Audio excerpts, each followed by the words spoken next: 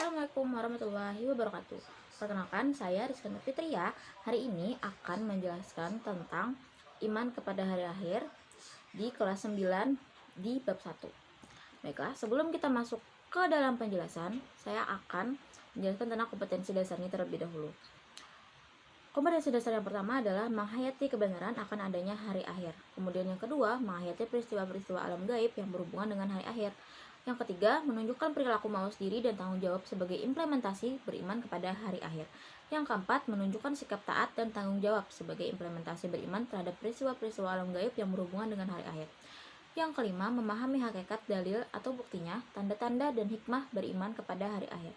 Yang keenam, memahami peristiwa-peristiwa alam gaib yang berhubungan dengan hari akhir, alam barzah, yaumul ba'ats, yaumul hisab, yaumul sirat, surga dan neraka. Yang ketujuh, mengkomunikasikan dalil akli dan akli serta hikmah beriman kepada hari akhir. Yang kedelapan, menyajikan dalil tentang peristiwa-peristiwa alam gaib yang berhubungan dengan hari kiamat. Baiklah, kita akan masuk kepada pengertian beriman kepada hari akhir. Pengertian beriman kepada hari akhir adalah bahwasanya kita mengingat bahwa dunia ini kelak akan hancur. Nah, jadi ingatlah, manusia akan terus bertambah usia dan meninggalkan dunia ini dan akhirnya kembali menjadi tanah. Langit dan bumi akan hancur pada saatnya. Matahari akan kehabisan cahayanya lalu padam, maka berakhirlah kehidupan di dunia ini. Hari akhir sering disebut dengan hari kiamat. Hari akhir adalah hari di mana dunia dan seisinya rusak, binasa atau hancur dan tidak ada kehidupan lagi di dunia ini. Nah, ada 3 golongan orang yang berpendapat tentang hari akhir. Golongan yang pertama adalah golongan ateis, yaitu golongan manusia yang mengingkari atau tidak mempercayai adanya hari akhir. Juga disebut mulhid atau tidak mempercayai adanya Tuhan. Yang kedua adalah golongan agama arli, yaitu golongan manusia yang mempercayai adanya reinkarnasi, yaitu penjelmaan roh manusia. Golongan agama ardi, yaitu golongan agama yang dibuat oleh manusia. Yang ketiga adalah golongan agama samawi, yaitu golongan manusia yang mempercayai adanya hari akhir dan adanya kehidupan akhirat. Golongan ini dianut oleh pemeluk agama yang berasal dari Allah Subhanahu wa taala. Jadi ada 3 golongan orang yang mempercayai dan berpendapat tentang hari akhir. Golongan ateis, golongan agama adli, dan golongan agama samawi. Kemudian kita masuk ke dalil beriman pada hari akhir. Dalil aklinya adalah tidak ada sesuatu yang kekal di dunia ini. Begitu pula alam semesta dan segala isinya akan mengalami kerusakan dan kehancuran. Sesungguhnya yang kekal hanyalah Allah Subhanahu wa taala. Semua makhluk ciptaan Allah tidak ada yang abadi, termasuk dunia ini. Oleh karena itu, sangatlah masuk akal jika suatu saat nanti di dunia ini akan mati, hancur dan berakhir. Itulah yang disebut hari akhir. Para pakar ilmu pengetahuan mengadakan bahwa matahari sebagai sumber energi dan bentuk bola api yang sangat besar dan sangat panas suatu saat akan kehilangan cahayanya. Mula-mula ditandai dengan keadaan yang semakin mengecil karena setiap detik matahari kehilangan beratnya sekitar 4 juta ton. Lalu habis dan jelaslah gelap gulita alam semesta beserta isinya, termasuk bumi yang kita tempati. Disinilah alam semesta mengalami kehancuran yang disebut dengan hari akhir. Nah, itu adalah dalil akli dari beriman kepada hari akhir. Kemudian untuk dalil naklinya ada di Quran surah Al-A'raf ayat 187 yang berbunyi, Yas'alunaka anis sa'ati ayyana mursaha qul innama ilmuha inda rabbi la yujalliha liwaqtiha illa huwa saqulat fis samawati wal ardi la ta'tikum illa bagtat yas'alunaka ka'annaka hafiyun anha qul innama ilmuha indallah walakin aksaran nasa la ya'lamun. Yang artinya, mereka menanyakan kepadamu tentang kiamat. Bilakah terjadinya? Katakanlah, sesungguhnya pengetahuan tentang kiamat itu adalah pada sisi Tuhanku. Tidak seorang pun yang dapat menjelaskan waktu kedatangan selain Dia. Kiamat itu amat berat, huru haranya bagi makhluk yang di langit dan di bumi. Kiamat itu tidak akan datang kepadamu melainkan dengan tiba-tiba. Mereka bertanya kepadamu seakan-akan kamu benar-benar mengetahuinya. Katakanlah, sesungguhnya pengetahuan tentang hari kiamat itu adalah di sisi Allah, tetapi kebanyakan manusia tidak mengetahui. Quran surah Al-A'raf ayat 187. Baiklah, kita masuk ke peristiwa yang berhubungan dengan hari akhir. Nah, alam-alam gaib yang berhubungan dengan hari akhir adalah alam-alam gaib yang harus dilewati manusia setelah kiamat datang dan dimulai dari alam barzakh sampai hari pembalasan. Nah, yang pertama alam barzah. Apa sih alam barzah? Nah, alam barzah adalah alam kubur, tempat manusia meninggal dunia. Di dalam alam kubur, jika manusia yang telah meninggal dunia diperlihatkan dengan kedamaian, kesujukan, keindahan, dan segala kebahagiaan-kebahagiaan lainnya, maka pertanda manusia itu di hari akhir kelak akan masuk surga. Tetapi sebaliknya, jika manusia yang telah meninggal dunia di alam kubur ditampakkan oleh berbagai macam penderitaan dan siksaan, maka menandakan di akhirat manusia itu akan masuk neraka. Kemudian yang kedua adalah Yaumul Ba'ats, yaitu hari bangkit manusia dari alam kubur. Pada hari itu, semua manusia yang telah meninggal dunia, jasadnya diutuhkan lagi seperti sedia kala, meskipun sudah meninggal dunia berabad-abad lamanya. Lalu manusia digiring ke suatu tempat yang disebut dengan Padang Mahsyar. Kemudian yang ketiga ada Yaumul Hasyr, yaitu hari digiringnya manusia ke Padang Mahsyar. Setelah dibangkitkan dari kubur di Padang Mahsyar, manusia dikumpulkan untuk dimintai pertanggungjawaban amal perbuatan selama hidup di dunia. Malaikat pencatat perbuatan manusia akan menunjukkan kepada masing-masing orang atas izin Allah. Tidak ada catatan yang salah, apalagi catatan bohong, karena selalu diawasi oleh Allah Subhanahu wa taala. Dan yang keempat ada Yaumul Hisab, yaitu hari dikumpulkannya manusia di Padang Mahsyar untuk dihitung amal perbuatannya selama hidup di dunia. Semua anggota tubuh akan berbicara dan bersaksi apa saja yang kita lakukan selama di dunia. Kemudian yang kelima ada Yaumul Mizan, yaitu hari dikumpulkannya manusia di Padang Mahsyar untuk ditimbang amal perbuatannya selama hidup di dunia. Bagaimana saat dihitung amal perbuatan manusia, semua anggota tubuh juga berbicara sendiri-sendiri, melaporkan atas apa perbuatan yang telah dilakukan oleh si pempunya selama hidup di dunia. Kemudian yang keenam ada Sirat, yaitu jalan menuju surga. Sirat sering disebut sebagai jembatan Siratal Mustaqim. Bagi manusia yang beramal baik, berjalan melewati sirat akan sampai ke surga. Nah, bagi yang beramal buruk akan jatuh ke jurang neraka yang ada di bawahnya. Kemudian yang ketujuh ada Yaumul Jaza, atau hari pembalasan. Nah, hari pembalasan ini ada dua, ada surga dan ada neraka. Nah, di surga adalah sebutan tempat yang dipenuhi dengan kenikmatan dan kebahagiaan di hari akhir. Surga disediakan bagi orang-orang yang takwa kepada Allah.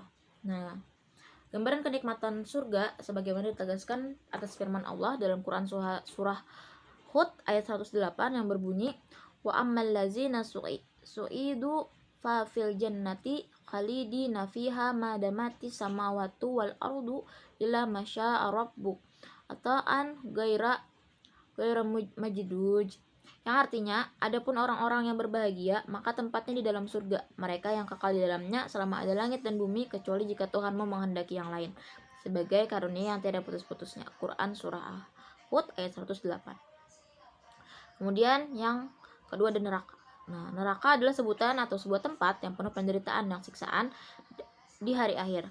Neraka diperuntukkan bagi orang-orang yang durhaka dan mengingkari hukum-hukum Allah. Gambaran penderitaan di neraka diterangkan dalam firman Allah dalam Quran surah Hud juga di ayat 106 yang berbunyi, fa ammal ladzina suqufa fin nari lahum fiha zafirun wa syahiq, yang artinya adapun orang-orang yang celaka maka tempatnya di dalam neraka, di dalamnya mereka mengeluarkan dan menarik nafas dengan merintih. Quran surah Hud ayat 106. Kemudian kita masuk ke tanda-tanda terjadinya hari akhir. Nah, ada dua kiamat, yaitu kiamat sugro dan kiamat kubro. Nah, tanda-tanda kiamat sugro adalah tanda-tanda hari akhir yang dapat kita saksikan di dunia ini, antara lain hancurnya dunia dan banyaknya kemaksiatan. Kemudian banyak orang tidak tahu malu sehingga berbuat maksiat, tidak merasa dosa, salah ataupun malu. Yang ketiga, banyak masjid megah tapi hanya sedikit jamaah. Jadi banyak masjid tetapi kosong, tidak ada yang sholat di sana atau sedikit jamaahnya. Kemudian yang keempat, semakin banyak generasi muda dalam pergaulan bebas. Yang kelima, banyak yang durhaka kepada orang tuanya.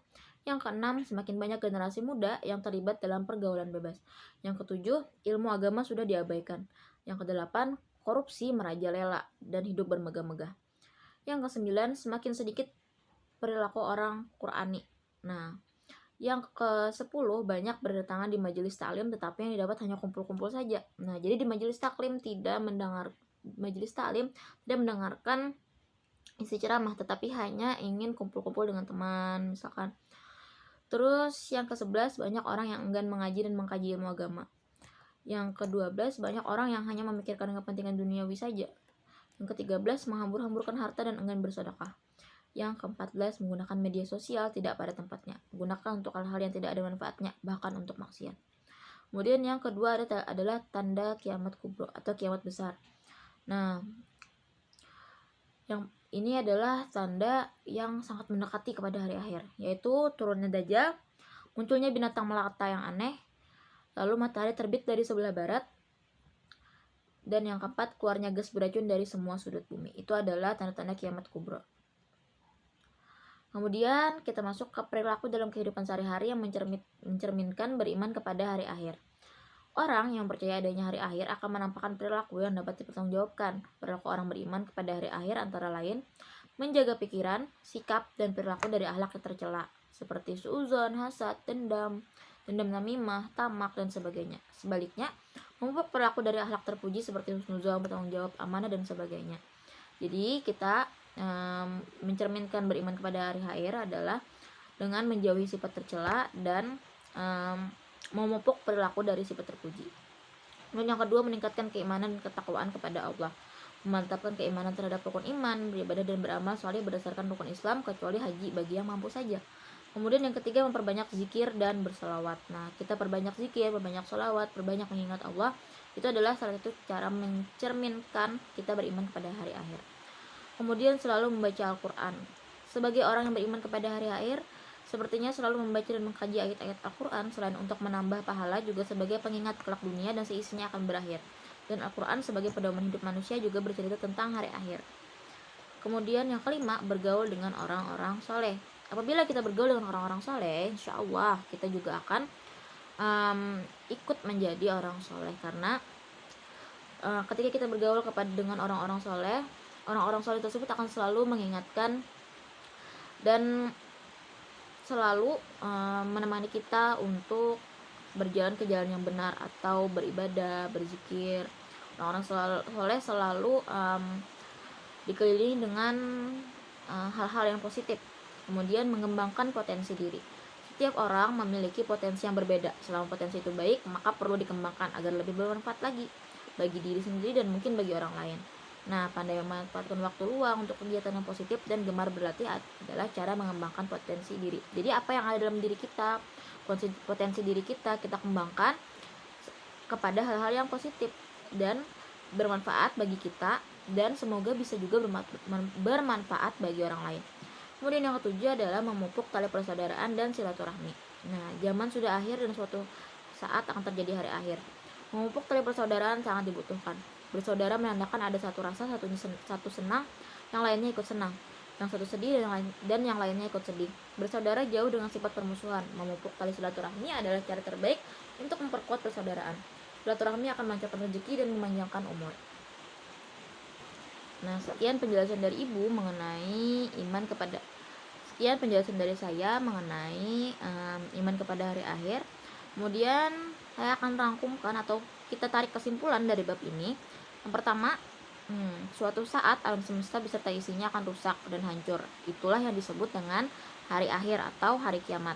Kemudian alam-alam gaib yang berhubungan dengan hari akhir adalah alam barzah, yaumul ba'ats, yaumul hasyr, yaumul hisab, yaumul mizan, surga dan neraka. Kemudian tanda-tanda hari akhir tadi ada terbagi dua, yaitu tanda-tanda kiamat sugro dan kiamat kubro. Kemudian perilaku beriman kepada hari akhir yaitu adalah menjaga pikiran, sikap, perilaku dari akhlak tercela dan selalu memupuk untuk melakukan hal-hal terpuji. Kemudian meningkatkan keimanan dan ketakwaan, memperbanyak zikir, kemudian selalu membaca Al-Quran, bergaul dengan orang-orang saleh, mengembangkan potensi diri, dan memupuk tali persaudaraan dan silaturahmi. Nah, itu adalah kesimpulan yang dapat kita tarik dari bab iman kepada hari akhir. Baiklah, sekian penjelasan dari saya. Mohon maaf apabila ada salah kata. Wabillahi taufiq wal hidayah. Wassalamualaikum warahmatullahi wabarakatuh.